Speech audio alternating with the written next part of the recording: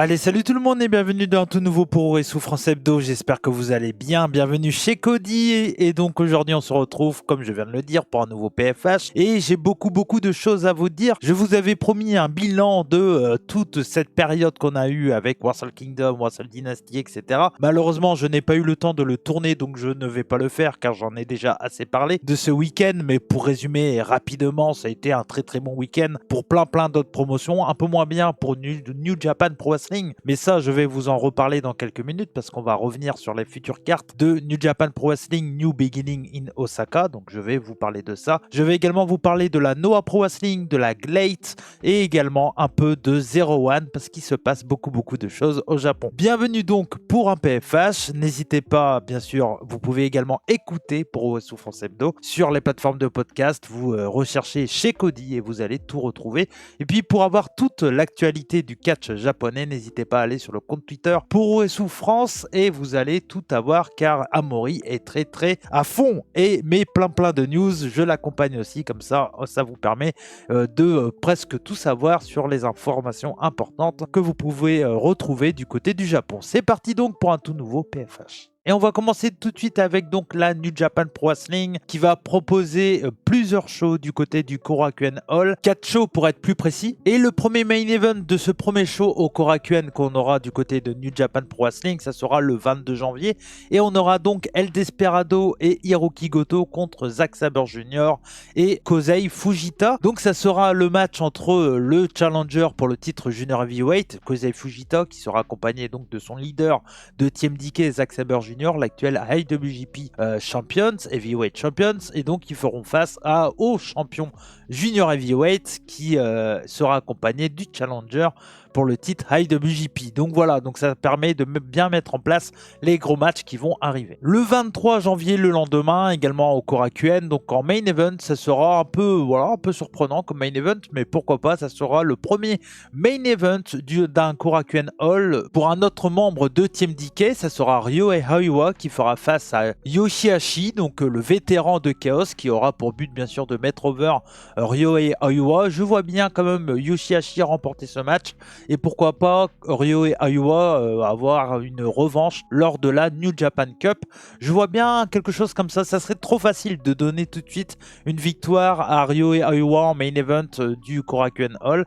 Je pense qu'ils vont peut-être attendre un peu et ça permettra de créer une histoire un peu entre Yoshihashi et Ryohei Aiwa. Yoshihashi certes n'est pas quelqu'un de très important du côté de New Japan Pro Wrestling, mais reste quand même un nom et ils en ont plus beaucoup du côté de New Japan. Donc moi personnellement j'attendrai un peu avant de faire cette victoire de Ryohei Aiwa contre Yoshihashi, on verra. Et on aura également donc le 3 février et le 4 février. Et dans le main event du 3 février, on aura donc El Phantasmo qui va défendre son titre TV contre Jeff Cobb. Il y avait déjà eu ce match du côté de Battle in the Valley du côté des États-Unis ce week-end et ça avait fini par un match sans contest, un match droit. Et donc du coup c'est une revanche, ça sera à suivre, on le sait, hein, c'est un time limit de 15 minutes du côté du titre TV. Est-ce que cette fois-ci les deux hommes vont réussir à se séparer? On aura la réponse, mais voilà, je vois bien quand même El Phantasmo conserver, ça serait dommage de l'enlever le titre TV qu'il a remporté à Wrestle Kingdom. Et le quatrième main event pour cette quatrième journée au Korakuen Hall, ça sera donc le 4 février. On aura pour le titre IWGP Junior Heavyweight El Desperado qui fera donc face à Kosei Fujita. Donc ça sera un match très intéressant. Kosei Fujita ne va pas remporter le titre Junior Heavyweight, en tout cas pas maintenant, mais on sent qu'il va être très important pour le futur. Il vient de prendre les titres Junior Heavyweight par équipe avec Robbie Eagles. Je pense qu'il va plus se consacrer à ce titre par équipe là dans un premier temps. Mais voilà, ça permettra de voir en action dans un match simple contre El Desperado au main event d'un Korakuen Hall Kosei Fujita, voir tout son talent. On sait que c'est quelqu'un de très talentueux, donc ça sera à suivre sans aucun doute. Et la suite pour New Japan Pro Wrestling, c'est surtout le gros show à Osaka, New Beginning in Osaka. Donc ça sera le 11 février, à retrouver bien sûr sur le New Japan World. Et on a une excellente carte. Je trouve qu'elle est très belle. On va revenir sur tous les matchs. On va commencer tout de suite avec donc Great Okan contre Shota Umino. Donc c'est un match qui découle de New New Year's Dash, donc c'est pour ça que je vous en parle pas vraiment de New Year's Dash, parce qu'avec les matchs qu'on aura à New Beginning in Osaka, c'est vraiment un découlé de ce qui s'est passé à New Year's Dash.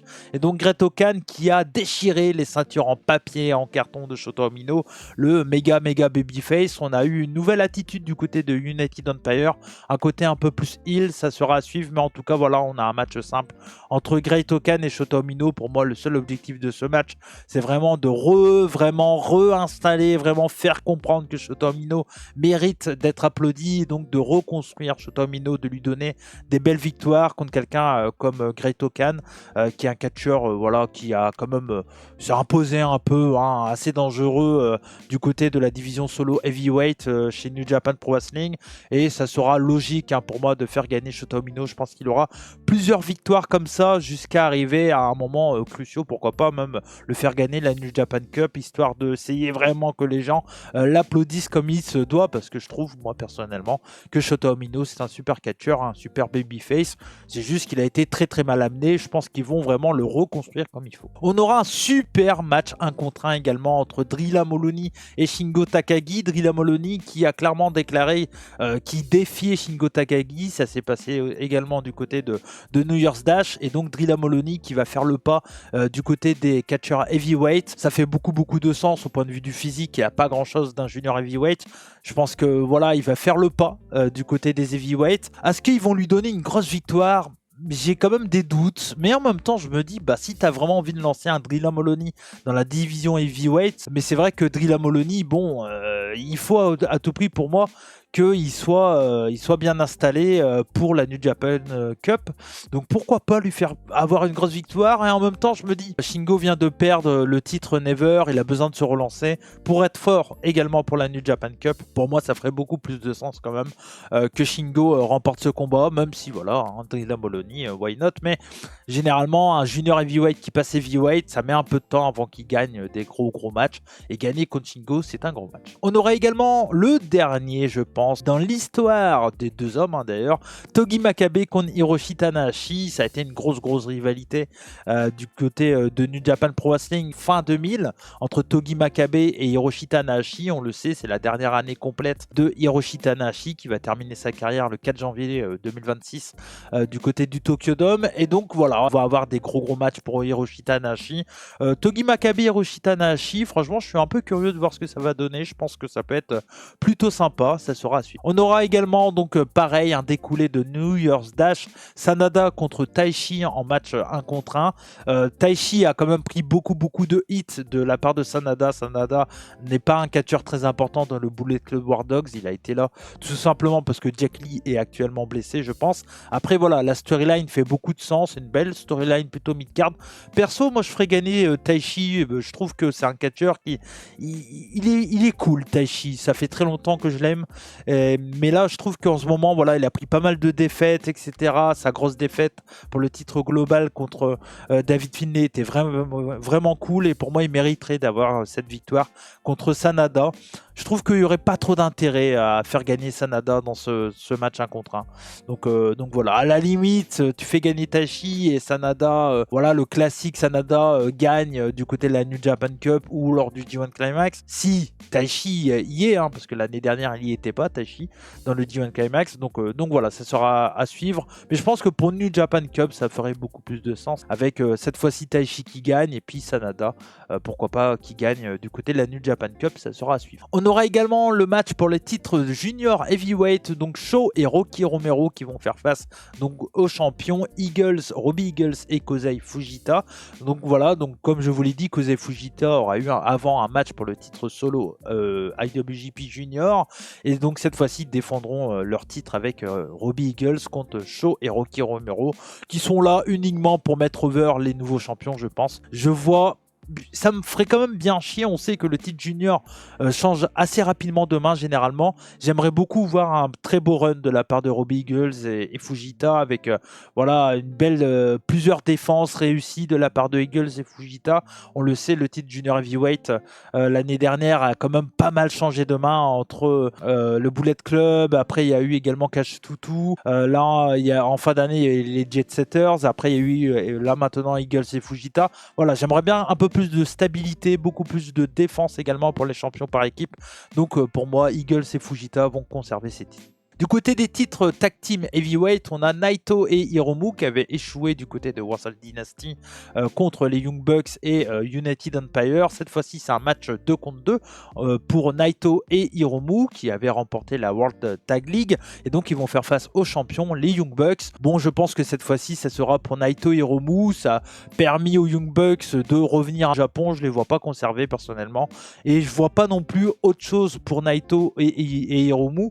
Et je pense que le meilleur moyen de vraiment faire passer Hiromu comme un heavyweight, c'est de lui faire gagner les titres par équipe avec son leader depuis de très longue date, à savoir Naito. Donc pour moi, ça ferait beaucoup de sens que Naito et Hiromu prennent ces titres aux Young Bucks. Pour le titre global, on aura Yota Tsuji contre l'actuel champion Strong, qui a conservé contre Tomohiro Ishii du côté de Battle in the Valley. Donc ça sera Gabe Kidd qui fera face à Yota Tsuji. Alors là, je pense pas qu'il y aura un changement de titre pour Gabe Kidd qui prendrait le titre global.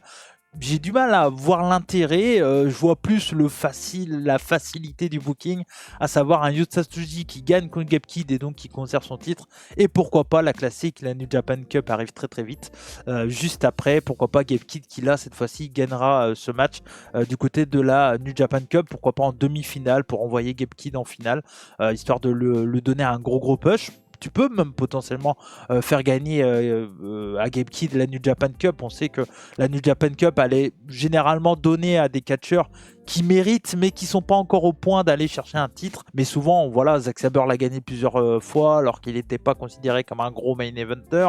L'année dernière, ça a été Yota Tsuji.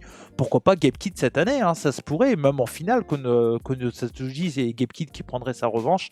Ça pourrait être une grosse victoire et ça donnerait, enfin voilà, ça serait pas gênant que Gabe Kidd perde ce match pour le titre global si derrière il a une revanche du côté de la New Japan Cup. Mais je pense que Gabe Kidd, je pense que New Japan a très bien compris que Gabe Kidd c'est vraiment de l'or vu le match qu'il a fait contre Kenny Omega à Wrestle Dynasty. Et pour le titre heavyweight, on aura Hiroki Goto contre Zack Sabre Jr. Et là je me dis que tout est possible. Et là ça peut peut-être vous surprendre, mais je me dis qu'en fait le gros problème de New Japan actuellement, c'est qu'ils ont trop voulu essayer d'intéresser le public international. Et je me dis que ce qu'ils doivent faire, c'est vraiment de redonner envie aux Japonais, aux fans japonais, d'aller dans les salles de New Japan Pro Wrestling. Et le meilleur moyen, est-ce que ça serait pas la très belle histoire Hiroki Goto? Tu fais gagner Hiroki Goto contre Zack Sabre Jr., enfin, il aurait ce titre qu'il n'a jamais eu, voilà, malgré qu'il a gagné le D1 Climax en 2009, etc. Et cette fois-ci, Hiroki Goto donc, prend le titre à Zack Sabre Jr. C'est vraiment pas déconnant. Vraiment, ça serait pas déconnant. Zack Sabre Jr., elle a eu un bon run. Ça aurait été court, mais en même temps, je me dis, why not? Ça serait vraiment la bonne occasion. Et derrière, Hiroki Goto, il pourrait perdre le titre contre un plus jeune un peu plus tard. Mais pour moi, il mériterait vraiment d'avoir ce run-là, Hiroki Goto. Zack Sabre Jr., j'ai peur que New Japan se dise il n'a pas réussi son taf, à savoir peut-être ramener du public international du côté de Wrestle Kingdom. Je sais pas, moi je pense que pour moi, le New Japan Pro Wrestling, leur erreur actuelle, c'est qu'ils veulent trop s'attarder sur le produit international et qu'ils devraient plus s'attarder sur comment ramener des fans japonais dans leur salle. Et je pense qu'un Hiroki Goto qui est adoré par le public japonais, champion, avec enfin la belle histoire, ça pourrait potentiellement ramener du monde dans leur salle. Donc pour moi, ça serait vraiment pas bête de la part de New Japan de faire gagner Hiroki Goto. Donc voilà, donc un peu peut-être à votre surprise, mais pour moi, je dirais Hiroki Goto qui remporte ce titre contre Zack Sabre Jr., un peu à la surprise générale, sauf à la mienne. Donc voilà, ça sera à suivre pour New Japan Pro Wrestling, mais en tout cas, ça s'annonce vraiment une carte très intéressante. Et donc, bien entendu, comme toutes les grosses cartes du Japon, au Japon, je serai logiquement en live, donc le 11 février, pour suivre tout ça ensemble sur ma chaîne Twitch chez Cody. Je vais vous parler rapidement de ce qui s'est passé ce week-end. Et entre autres, on avait Noah Pro Wrestling avec Noah Star Navigation Premium 2025. Et en gros, la carte, c'était All Rebellion contre la Team 2000X. Hein. C'était vraiment le gros sujet principal. Alors, je vais être honnête avec vous, je n'ai pas vu le show. Je sais juste que c'était sold out. Donc ça fait plaisir. La Noah qui intéresse de plus en plus de monde et avec un produit 100% japonais. À la différence peut-être de New Japan qui, voilà, comme je vous l'ai dit, c'est c'est mon point depuis quelques temps, vous le savez. Et donc du coup, Noah Pro Wrestling, donc comme je vous l'ai dit, c'était surtout des affiches All Rebellion contre la Team 2000X. Amaury vous a fait une description, un résumé complet de qu'est-ce qui s'est passé sur ce show sur Pro Wrestling Souffrance sur le compte Twitter. N'hésitez pas à aller faire un tour.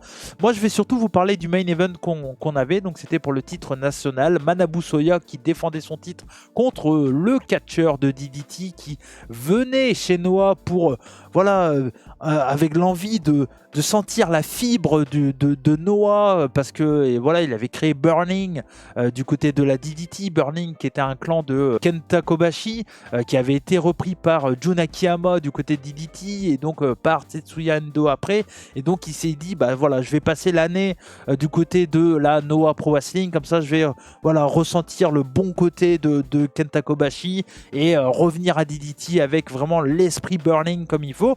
Et il a tourné le dos du côté, il a fait un gros fuck à la Noah Pro Wrestling, car tout simplement il a remporté le titre contre Manabu Soya et après il a rejoint la Team 2000X et donc les anti-Noah. Et en fait il a dit mais non, moi j'ai rejoint Noah juste pour la détruire, etc. Donc du coup on a un nouveau membre du côté de Team 2000X. On a vraiment une excellente faction du côté de la Noah Pro Wrestling.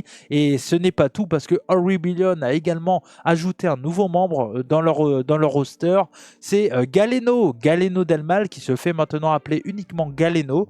Donc voilà, le frère de El Hiro del Dr Wagner Jr. Lui, El Hiro qui va donc quitter le Japon, qui est maintenant un freelancer, qui a fait donc son dernier match avec son frère du côté du Korakuen Hall ce week-end. Et donc El Hiro del Dr Wagner Jr. quitte Noah Pro Wrestling pour on ne sait pas quoi pour le moment. Mais bref, en tout cas, lui, son frère va rester du côté du Japon et va rester du côté de Noah, et donc a rejoint officiellement All Rebellion. Donc vraiment, on a une guerre de faction exceptionnelle du côté de la Noah Pro Wrestling. Je suis très très content que Endo ait gagné ce titre. Alors voilà, Manabu Soya, c'est un peu dommage pour lui, mais l'histoire fait beaucoup plus de sens avec un Endo qui prend le titre. On a la Team 2000X qui est dominateur à fond, hormis du côté des juniors, parce que les juniors tag team c'est également c'est pas Team 2000X, c'est Rattles qui ont les titres, et Junior Daga a perdu le titre contre Eita. Et donc du coup voilà, donc chez les heavyweights, ils ont les titres JHI Heavyweight avec Ozawa, les titres tag team avec Jack Morris et Omos, et également donc le titre national avec Tetsuya Endo. Donc vraiment on a ce qu'on voulait du côté de Noah, et ça commence parfaitement l'année, vraiment très très cool. Également on avait Glate version 15, donc le 11 janvier. Je vais revenir très très rapidement sur le show. Je vais vous parler surtout des grosses informations et des gros matchs qu'il y a eu. Moi j'ai vraiment trouvé le show très très solide du début à la fin. C'était très cool, vraiment voilà. J'ai vraiment bien aimé. Petit regret, le show n'était pas en live sur la chaîne YouTube donc de Glate, hein, vous le savez maintenant. Pour regarder Glate, c'est un abonnement payant sur leur chaîne YouTube. Ça arrive de temps en temps, généralement leurs shows sont en live. Ça arrive de temps en temps que les shows ne sont pas en live. Bon là on était du côté de Osaka à la Edion Arena Osaka 2, donc qui est une salle habituée au live, hein, clairement, parce que la All Japan fait souvent des lives dans cette salle là. Et donc là Glate n'a pas diffusé le show en live. Bon, le show a été rediffusé sur la chaîne YouTube, donc uniquement en payant bien sûr, assez rapidement on va dire, hein, quelques jours après, 3 jours après le show était là.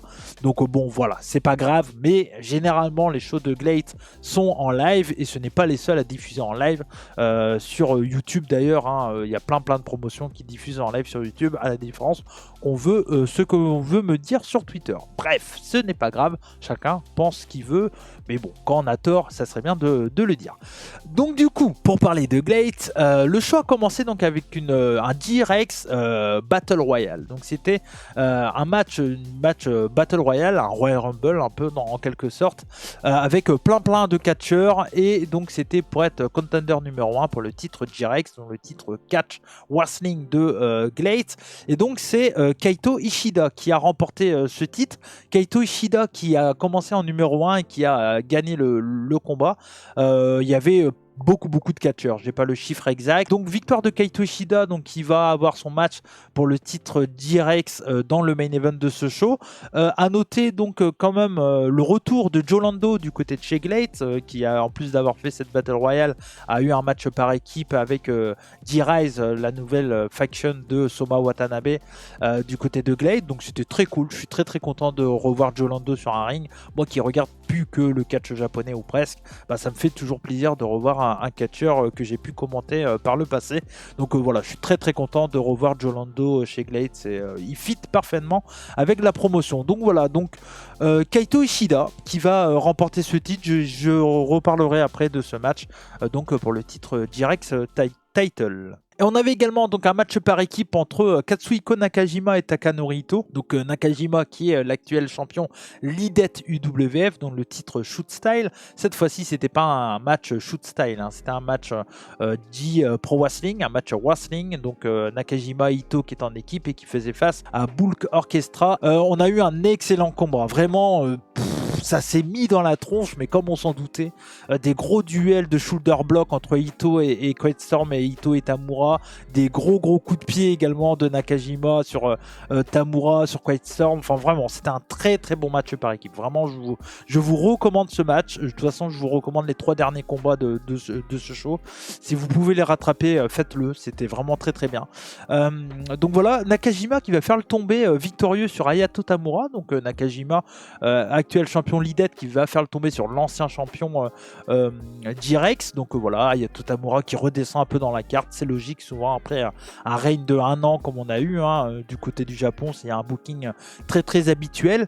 Et donc Nakajima, après ce match-là, va se faire défier par Minoru Tanaka pour le titre Lidet UWF, et le défi va être accepté. Le match aura lieu le 26 janvier. Ça peut être très bien. Minoru Tanaka contre Nakajima. Vraiment, sur le papier, ça peut que être excellent. Également, un autre match à recommander. On avait le retour des Tokyo Bad Boys du côté de Glade. Donc Nobu-san. Donc c'est le nouveau nom de Check Shimatani. Check Shimatani qui était parti de Glade il y a quelques temps de ça. Il avait fait une tournée un peu partout. On l'a vu du côté de l'Ouganda, à la Southground Backyard, là, je sais plus comment ça s'appelle, du côté de l'Ouganda. Ça a été l'un des premiers étrangers d'ailleurs à aller là-bas. Après, on a eu également Tate Mayfair entre autres qui allait là-bas. Il y a eu d'autres catcheurs qui ont donné des sous, etc. Mais voilà, Nobu-san s'est baladé, donc il revient en tant que Nobu-san et puis Check Shimatani, et il est accompagné donc de SBK et Takuma. Je vous en avais déjà parlé sur la chaîne. Donc ces 2 japonais, ces 2 anciens catcheurs de la Dragon Gate qui s'étaient fait un peu virer, des gros catcheurs talentueux qui sont partis s'expatrier du côté du Mexique, et quand ils reviennent au Japon, donc ils arrivent chez Glade, et donc là ils arrivent en faction, une nouvelle faction, Tokyo Bad Boys, Nobu-san, SBK et Takuma, et donc ils faisaient face à Strong Hearts, El Lindaman, Seiki Yoshioka et T-Hawk. El Lindaman et T-Hawk qui sont sur un peu une losing streak ces derniers temps, et ça va continuer parce que ça sera les Tokyo Bad Boys qui vont remporter ce combat. Un très bon six-man tag team, vraiment très bon. SBK et Takuma qui sont les challengers numéro 1 pour les titres G-Infinity de Ikemen Jiro et de Seigo Tachibana, qui ont remporté les titres donc contre T-Hawk et El Lindaman le 30 décembre. Donc voilà, donc ça a beaucoup de sens, c'est très cool, un très bon match, ultra vivant sur la fin de combat, encore une fois, rien à dire, du Glade comme j'aime, vraiment trop cool. Et ensuite on arrive au main event, donc le match pour le titre GRX Title, donc Soma Watanabe qui faisait donc sa première défense contre Kaito Ishida. Donc Kaito Ishida, comme je vous l'ai dit, qui avait gagné ce match pour être challenger numéro 1 lors de l'opener de ce show dans le Battle Royale, dans le G Rumble. Et donc Soma Watanabe qui va faire donc sa première défense et perdre sa première défense, et oui, parce qu'on a un nouveau champion, G-Rex, avec Kaito Ishida. C'est la 2e fois qu'il va remporter donc ce titre G-Rex, Kaito Ishida. On a eu un incroyable combat. Et j'ai vu assez rapidement, quand on a posté la news sur pour Souffrance, que le booking a fait beaucoup de débats. Il y a eu beaucoup de débats, les gens ne comprennent pas pourquoi avoir donné le titre à Soma Watanabe, si c'est pour le retirer au bout d'un show, etc. J'ai envie de vous dire, regardez le combat, tout s'explique. En fait, l'histoire elle est simple. Kaito Ishida, il gagne le combat parce qu'il est juste beaucoup plus expérimenté que Soma Watanabe, qui est un jeune catcheur foufou et qui a certes remporté le titre et gagné contre Hayato Tamura, qui avait un règne de malade, etc. Mais il avait un peu surpris son monde, et en fait Kaito Ishida, pendant tout ce match, il va maîtriser à fond le combat, où il va travailler la jambe parfaitement de la jambe de Soma Watanabe pendant tout le combat. On a un super selling de la part de Soma Watanabe, un peu exagéré par moment, et des fois il y a des petits manques de selling, mais en règle générale Soma Watanabe fait un très bon travail également. Et en fait la victoire de Kaito Ishida, elle a totalement du sens, un gros travail, une grosse soumission, et à la fin donc abandon de Soma Watanabe, ça fait beaucoup de sens. Et franchement, non, c'est un très bon match qui fait beaucoup de sens. Franchement, je pense que l'histoire, elle est là vraiment pour frustrer, entre guillemets, et dire à Soma Watanabe, ce n'est pas ton moment encore, on t'a donné le règne parce que on t'a donné un titre, tu le mérites, mais voilà, ce n'est pas fini, il va le récupérer, je pense, un jour ou l'autre. L'histoire ferait beaucoup de sens. Et là, en fait, c'est juste pour montrer que Kaito Ishida est, pour le moment, trop fort pour Soma Watanabe, et voilà. Et Kaito Ishida, il a été super bien booké du côté de chez Glade depuis qu'il est là, et franchement, je trouve que ça a beaucoup de sens.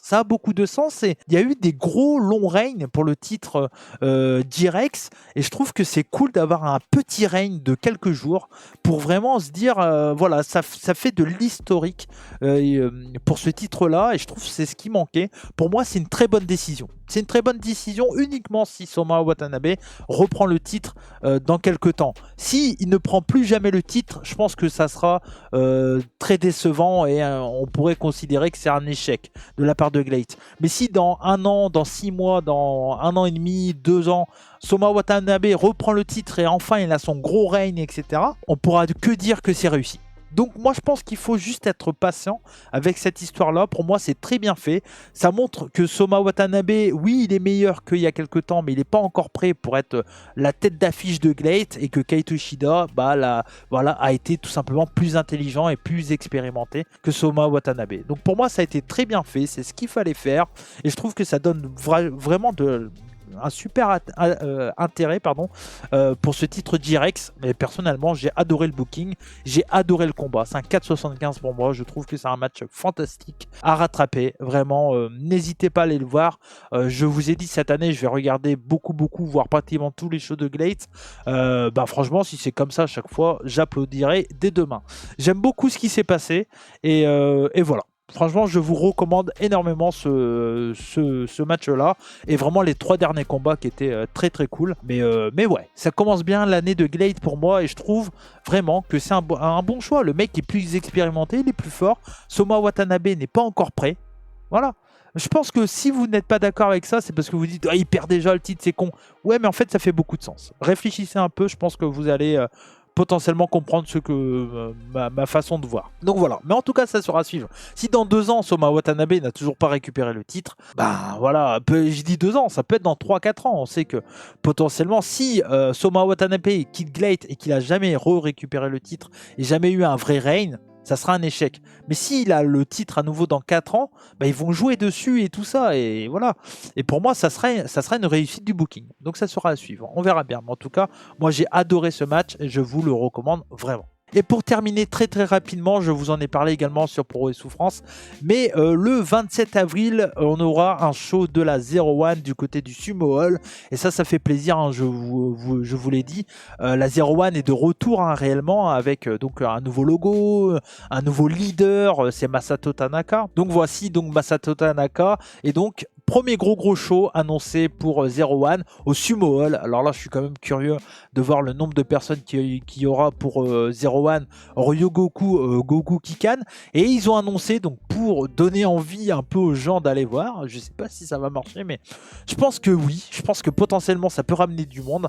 Ils ont tout simplement annoncé un match entre Masato Tanaka et Hayabusa. Et oui, vous ne rêvez pas. Donc Hayabusa qui était joué il y a quelques temps de ça par Eiji Ezaki. Alors j'ai dit jouer parce que le personnage était derrière le masque. Il y avait donc le catcheur Eiji Ezaki.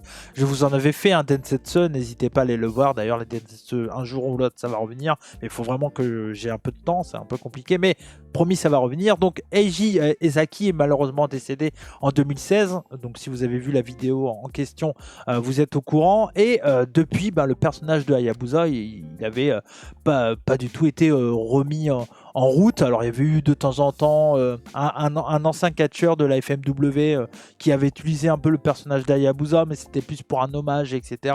Il n'y avait aucune envie en tout cas de relancer la gimmick de Hayabusa. Et là donc, de ce que j'ai compris, Zero One a vraiment envie de relancer la gimmick de Hayabusa. Et en vrai, je trouve ça très très cool, parce qu'on le sait, en plus Masato Tanaka est un élève de Atsushi Onita, donc de la FMW. Donc Hayabusa pour lui c'est énorme, hein, parce que c'est un ami de Ezaki. Donc voilà, je suis très très curieux de voir ce que ça va donner. Je pense qu'ils vont très très bien le faire. J'avais vu quelqu'un sur mon Twitter dire qu'il fallait donner le personnage à quelqu'un comme Kota Ibushi. Moi je pense qu'ils vont donner le personnage à un jeune talent, à un catcheur qui a besoin d'un personnage pour être une top star. Et je pense que voilà, il y a beaucoup de jeunes du côté de Zero One. Ça pourrait être le cas, et ils pourraient donner le personnage à un jeune catcheur de Zero One qui mérite amplement. Donc voilà, je suis très curieux de voir ça, vraiment.